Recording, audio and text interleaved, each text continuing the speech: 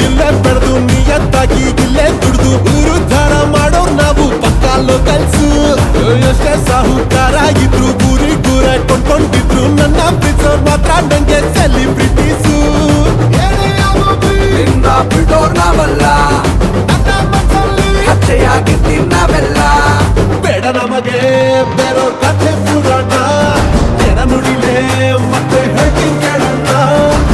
ಇದ್ರೆ ನೆಮ್ಮದಿಯಾಗಿರ್ಬೇಕು